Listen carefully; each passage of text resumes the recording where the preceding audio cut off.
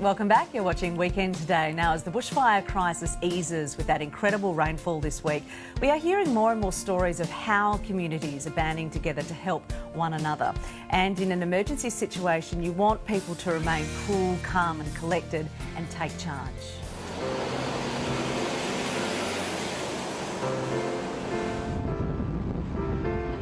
At 10 a.m. on New Year's Eve, bushfires threaten the coastal town of Batemans Bay.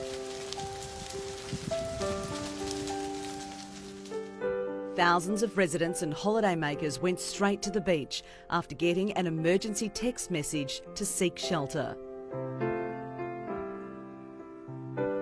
The Surf Lifesaving Club kicked into gear, controlling traffic, getting supplies and registering evacuees. Local heroes doing everything they could for a community in need. Amazing scenes, aren't they? Surf Lifesaving New South Wales CEO Steve Pearce is with us, along with Batemans Bay Club Captain Anthony Billette, who joins us. Anthony, let's go to you first. The first warning you got was a text message from emergency services telling residents to evacuate to the beach. Talk us through what happened next. Yeah, that's right, Richard. It was around about 6 a.m. On New Year's Eve. We received a text message through the RFS just to advise the Mogo residents to head east towards the beach. Upon receiving that message, I contacted my partner Kate and asked her to start printing off some attendance forms for evacuees to register once they got down to the beach. And then our club's emergency response team was then notified to come down to the club and start setting up for possible evacuation point for people to refuge at the beach.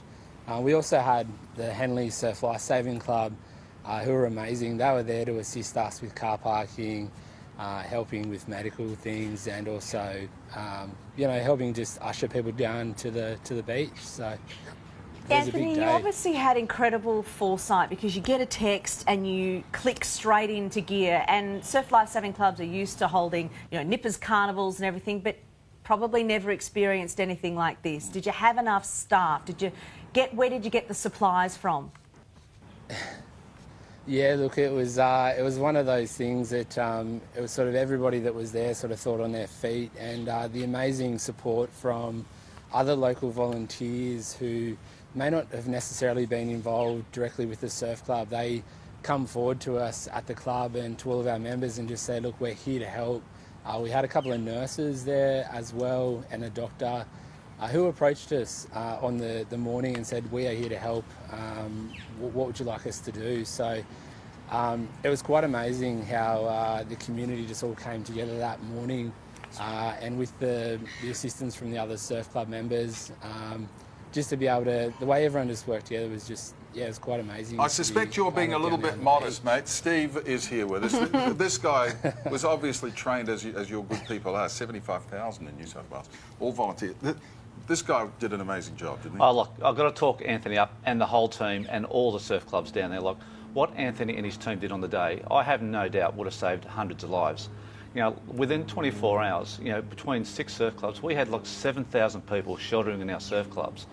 What Anthony's not saying is that at Batemans Bay, at one time, the club itself was under attack from member attack. They were trying to protect thousands of people, trying to usher thousands of people to the water. They were outside putting the fires out outside the club. My goodness. They were taking their four-wheel drive buggy up into the streets of the shopping centre to pick up elderly that couldn't walk to the club to get them back. They were in police cars administering oxygen.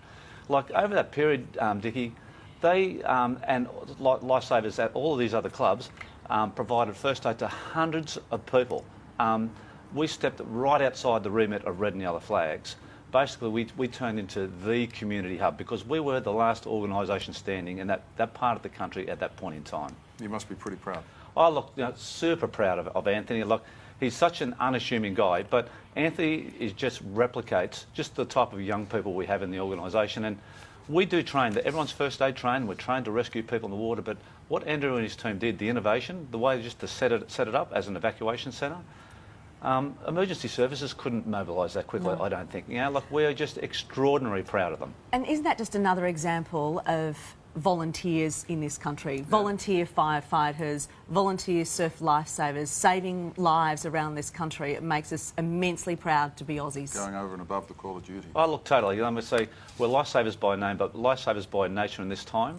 As I said, you know, like what we did in the community that day, up and down the South Coast, I think will stand, you know, forever down there. Absolutely. Congratulations to you and your wonderful organisation. Anthony, we've called you a hero volunteer and nothing much has happened to make us change that opinion. Congratulations, mate. Take Great a bow. work. Well Great done. work indeed. Good on you, son. Yeah, no, it was all the team we had down there that day. They were amazing. Still being modest. Still being modest.